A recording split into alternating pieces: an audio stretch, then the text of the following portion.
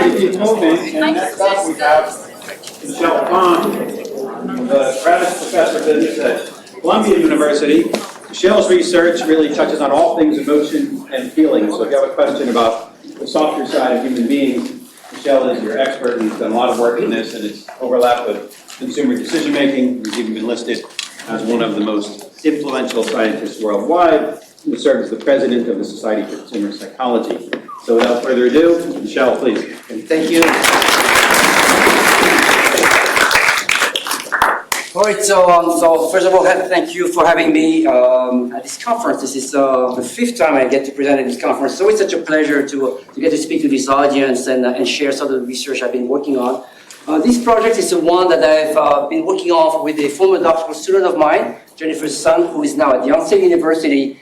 And that has, we've been working on it for the past 2.5 years, and we're lucky that it's coming out very soon in the Journal of Consumer Research. But let me sort of give you a sense of what it is about. It's about something that interests, presumably, all of us, about how to make consumption experiences special.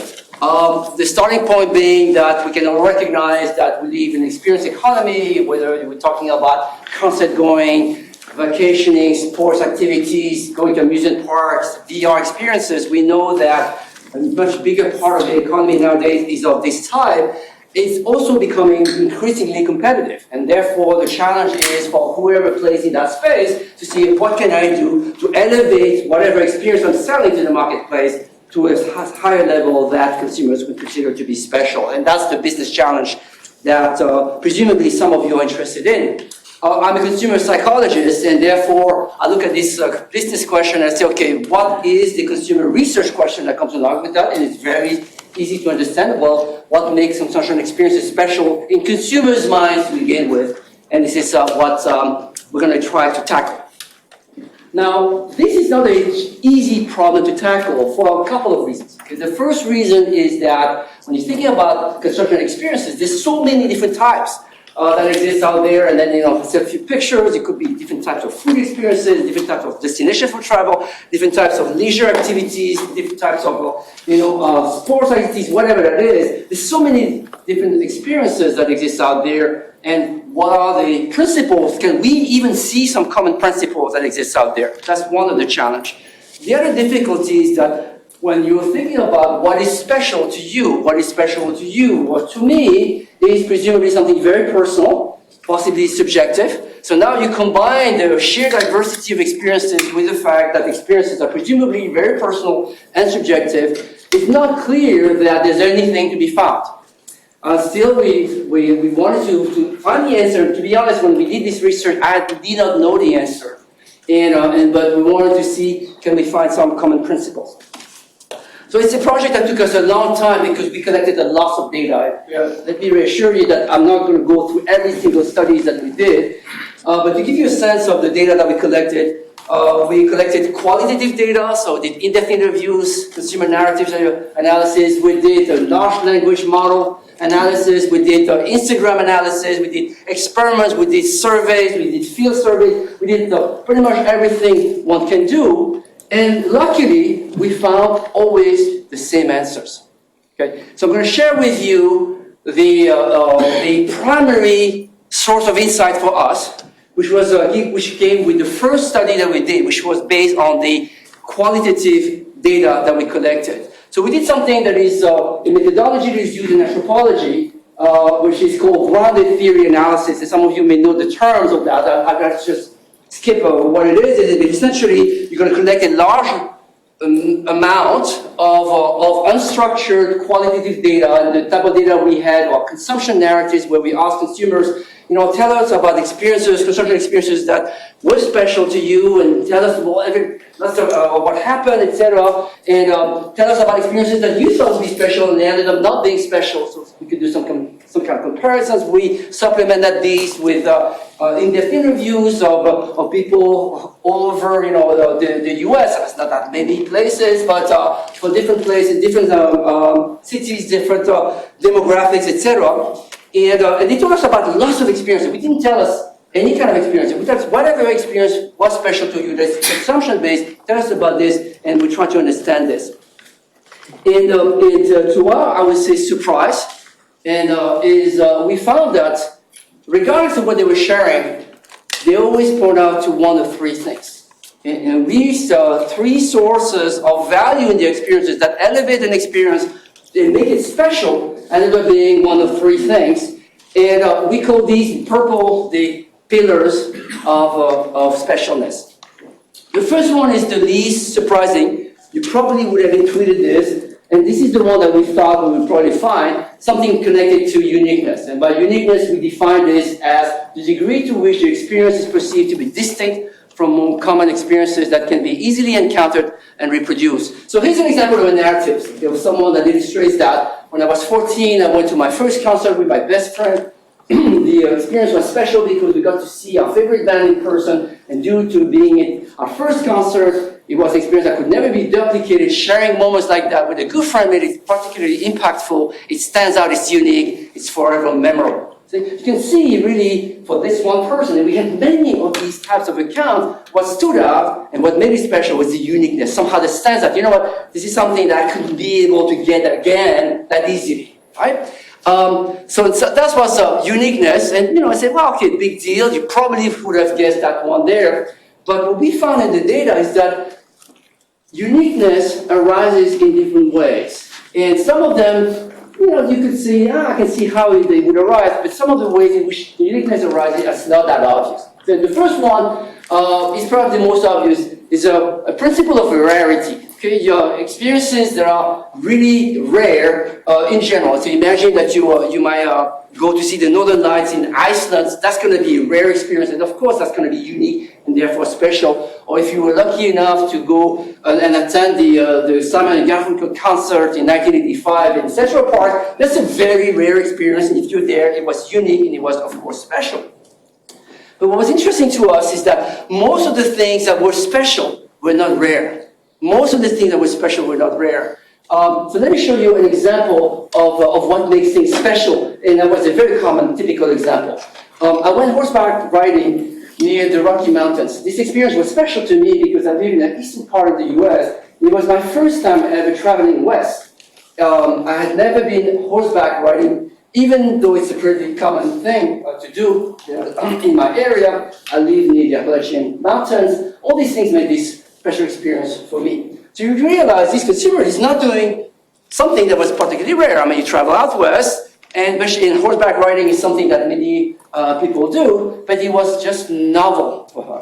Okay? And so a very strong driver of uniqueness that we found in our data, very common, that was the primary driver of uniqueness, was a principle of novelty. It has to be new, feel new to the consumer. And as we go through the data, we found other things. Okay? But there was a principle we found called irreproducibility. So an example could be something that you do quite commonly, that's not unusual, but you feel like for whatever reason you'll never be able to do that again. So some of these stories were people, they had a nice dinner at a restaurant, and that was the last time we had dinner there because grandpa passed away. Right? So that was those kind of things where you had experiences that were irreproducible. Other things that are a bit more expected, such as positive surprise. I was discussing some of these results with someone who was sharing his own experience. I was doing my own research and reception a couple of nights ago, and that person was telling me, well, I got something for free, and that was special to me. And that's exactly an example of what we call positive surprise. We have there personalization. We had a speaker yesterday that talked about that you would expect that. Exclusivity, luxury, the sense that I can get it, other people don't get it. That's also a source of specialness. But we found another one that I thought was interesting, was not obvious. It's the principle of ephemerality. It's special because it doesn't last very long. So if you think about a solar eclipse, it's a rare experience, right? But it's special not just because it happens rarely, it's also, but you know what? It's going to be a few minutes. You better pay attention, it's going to be quite special. And so if you travel to Kyoto and see and witness the cherry blossom experience is it's a rare experience, yes, and then it's kind of exclusive, but the mere fact that it's only there on those trees for a couple of weeks, that also contributed to make it special. So now, we have specialists. You could say that, you were bound to find that. But what we found is that it was usually not enough. There was usually something else that supplemented this uniqueness. And as we kept looking at the data, one thing that came out very quickly is something that we call meaningfulness. And by meaningfulness, we mean that the experience has to be seen by the consumer as personally significant over and above the mere enjoyment of that. So here's an example of someone who shared this. A family trip that we all took to Great America, which is an amusement park, when I was just a lad. My family had a big spread in age. I'm the youngest, so it was so rare for us to be all of us together. But during this one trip to the amusement park, every one of us was there. We just had a wonderful time. There were rides like the log flume that me and my father went on together. A trip up the gondola with my mom and dad, getting food and cup of candy with my sisters. The day seemed like the longest, happiest day in my life. You realize what, again, this person did, it was not really unique per se, but what really was very significant, and what was significant to this one person is who he shared the experience with. Okay? And that was, by the way, a major driver, a very common pattern in our data. That people say experiences are special because of who I'm sharing it with, and we call that relational meaningfulness. There are other types of meaningfulness that we found as well. Another common type is something that is illustrated by this next quote here. One of the very special experiences I had is the day I proposed my girlfriend, now wife. It doesn't have this modern twist to it, but it was from my heart. It was a sensual dinner that I planned on the rooftop of my mother's house. I've had many childhood memories on that rooftop, so I wanted to crown it with an invitation to have a special someone permanently in my life as a partner. It wasn't a fancy restaurant, but it had all the sentimental artifacts there. After that, I posed a question. You realize that for this person, it was a very significant event. It was not just who he was with. It was just a symbolic value of that one event and the fact that he was having it and he planned it on top of a place that is a very meaningful and important place for him. That's why he grew up and right on top of his mother's house. And that was something that we found quite a bit in our data that we call symbolic meaningfulness. We found, and I don't have the time, unfortunately, to walk you through every single one of them, that there's another source of meaningfulness that we call self-affirmation meaningfulness. That somehow, imagine that you're an LGBT person and then you go out and you attend your first gay pride parade. That's going to be a very, very meaningful experience for you, but that's meaningful primarily because it validates who you are as a person, and that was something that we found in the data as well. The last one that we found in that category was something that we call transformational meaningfulness, where the person goes through an experience and they feel that they're no longer the same because of that experience. Now, I share with you uniqueness, which was relatively something that we could expect. Meaningfulness, perhaps less obvious, but somehow we could find it in the data. The third one was the one that we had to look very hard. Not because it was not in the data, but it's because something that consumers do not explicitly verbalize. So you have to read between the lines to sort of see what's going on there. And over again, there's a third thing that was very important to them. It's something we're going to call authenticity. A special experience. It's an experience that felt for the person as being real, genuine.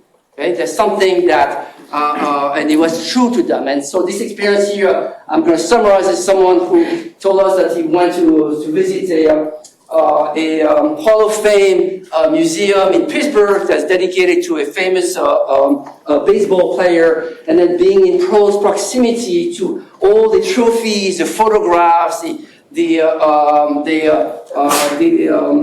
memorabilia associated with that his hero. So being so close to that, and later on watching the game, sitting next to a wall that's named after his favorite hero, is something that felt really true for him. Okay, and that's something that we call original authenticity. So the ability to be close to a source of value that you cherish very much.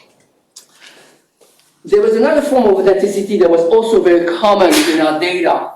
And it's not necessarily about being close to something that is a source of value. That's just like, for example, seeing the Mona Lisa in person, right? That's the original authenticity. It's being close and connected to other people.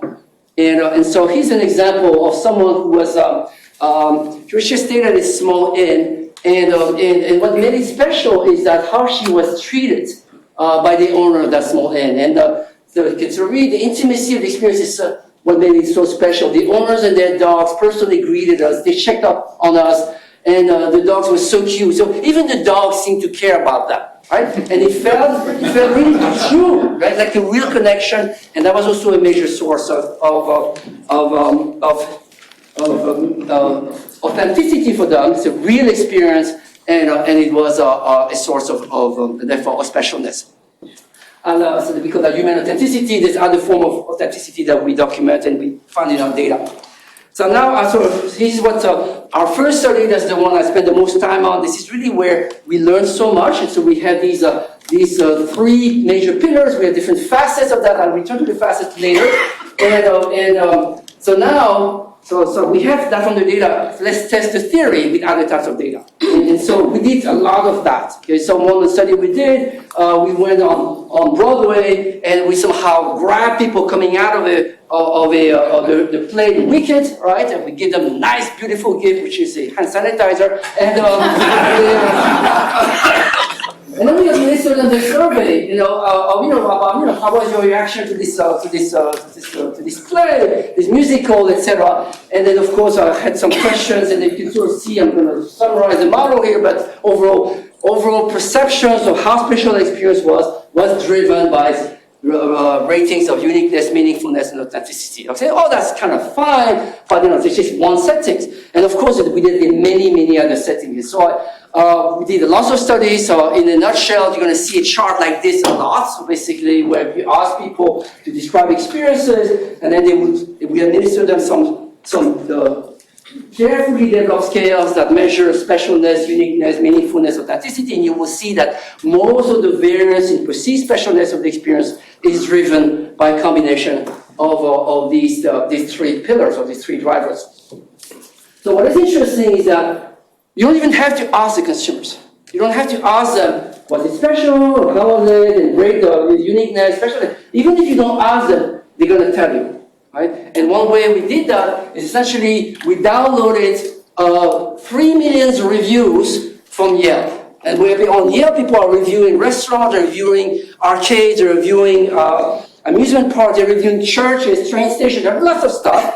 And we kept the one that was somehow experiential. That's why we have 3 million reviews that were left out of the 7 million that were in the entire data set. And what we did, we trained a large language model, right?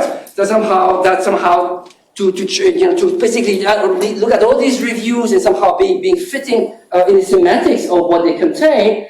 In this model, we somehow have, based on that training, created measures of semantic relatedness to. Sorry, let me go back a couple of steps. I'm going back. Semantic relatedness to the concept of specialness, the concept of uniqueness, meaningfulness, and authenticity. And these people were never explicitly asked to comment on any of those things, right? And we just want to see whether the reviews has markers of those concepts. And what you find is that, again, the probability that whatever you write in the review will be semantically connected to specialness is, again, largely driven by semantic connections to uniqueness, meaningfulness, and authenticity. Right? And so far, we can see lots of data. One of the things we did also, that's for fun, we sort of break down our analysis by product categories. We can do that as well. It's interesting to sort of see some category differences. I'm going to show you just a few. So for example, for amusement park, you can see there's a combination. So this is how much specialness can be predicted by each of these three pillars. And you can see that amusement park is predicted by uniqueness, meaningfulness, authenticity.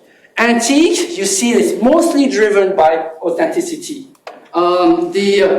Fishing seems to be multiply driven by those three. Steakhouses, it's not authenticity. It's not authenticity, it's about uniqueness, right? So we have essentially the data for 400 categories.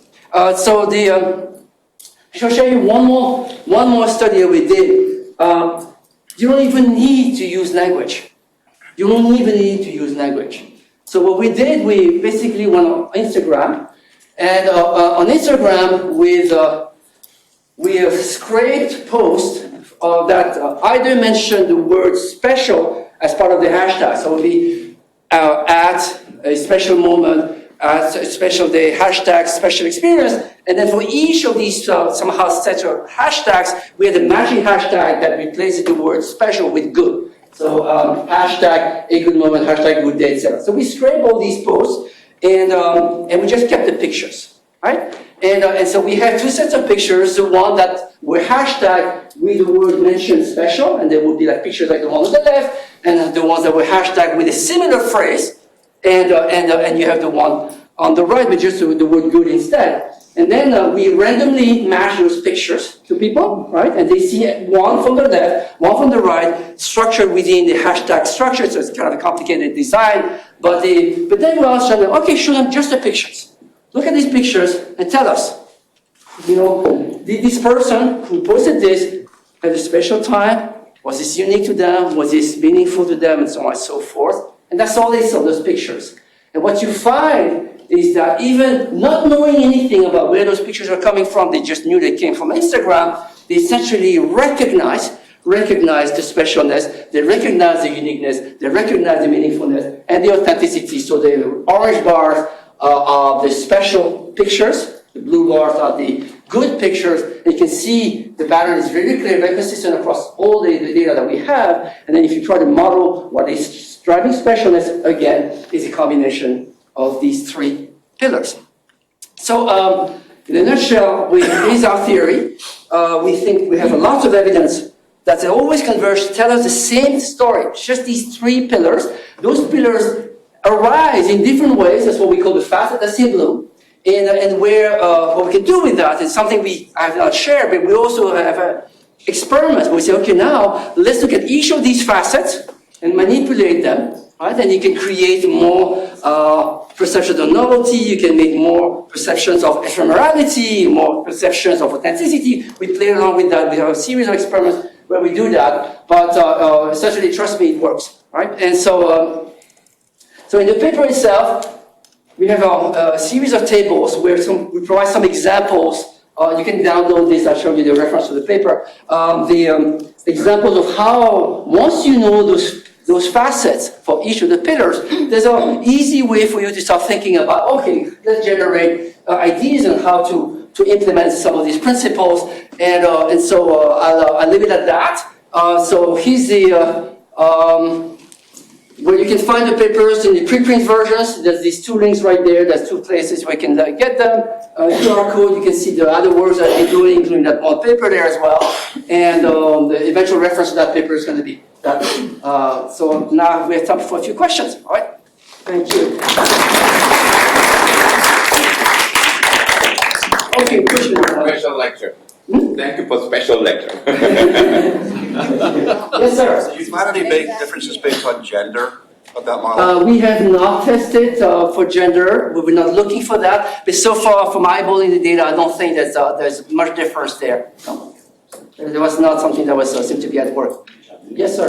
Yeah, thank you so much. So this past semester, I actually took a class with Professor Shin. He's our marketing professor. Just speak louder if you don't mind. Yeah, no worries. So a couple semesters ago, I took a class with Professor Shin, and one of the things that he taught us in the class is that you can break down goods and services, products and services, into different categories. So you have experience goods, Yeah, sure. but then we also learned about things like search goods and credits goods. Yeah. And basically the idea is that... I know the idea. For the folks in the room. Yeah, sure. But there are some goods that you can only really know how good it is until you experience it, and there are some goods that you can kind of get a sense for how it is just by like researching the data points around it. And so I'm kind of wondering if you have any takes on how you make like search goods or credits goods also special. Okay, very good. It's a good question. So connected to something on this chart here, and it's something that we have not studied yet. But overall, there are experiences that people can only somehow identify as being special post-hoc. So they go through it, and they say, oh, that was special, they walk away with it. So for example, human authenticity is something that you can only recognize after you have interacted with, let's say, a service provider. So that would be something that you normally would have post-hoc. there are some experiences that people anticipate will be special. So, for example, you're going to see a football game, and you have tickets for the luxury suites and at the top of the stadium. That's the principle of exclusivity that you know beforehand. And so we have some of those drivers are going to be, you can tell, anticipate. Some of them, in fact, are revealed on after the fact. So, for example, by definition, this element of surpassing expectation and positive surprise is something that people normally recognize only after. But that's connected to what you're saying. Maybe in the back, yes, sir. Yeah, so we talked about this presentation a couple days ago. Okay, that was with you.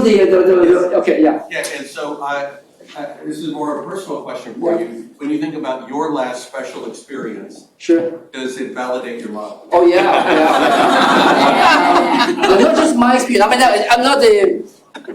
I'm not that unscientific that I would somehow look at my own experience, but I ask the people I have dinner with, whatever. And so it's a time whole experience, and it just completely fit the data. I have a new colleague, I think you know him, Mohammed. He's a young colleague from Stanford. And so I took him on a tour of Columbia campus, which is, by the way, it's just on lockdown, as you may know. And so we went on a tour, I showed him what the campus is like. And so we had dinner after that, and I said, was it special to you? And then and said, why was it special? And he told me, it's special because you guys gave me the tour. So that's meaning, relational meaningfulness. I haven't been able to do something like that was unique from that. And it was the real thing you told me about history, about authenticity. Completely fit the data. So, yeah. Okay. There's one more question. I don't know. You tell me how much question I can have. Can I have one more or not? Yeah, one more quick one. One more. Okay, last question. Thank you. So many brands are trying to do this, but failing miserably. Like the examples, like the first brand that did the opt-out of Mother's Day. Now everyone is doing it. Sure. What advice would you have? Why did they fail? Well, I cannot speak on a specific case or why they failed. So first of all, let me tell you one thing about practical advice. If you want to be special for a brand, don't say you're special. That we know doesn't work, right? But what the question that you're asking is that, I think it's a question for which I have not really investigated, is that, once you've been special and you stand out, how sustainable that is. Right? And that's why you're going to have to find different ways. And that's why having a battery of things that to rely on would be helpful. Okay? All right, thank you very much.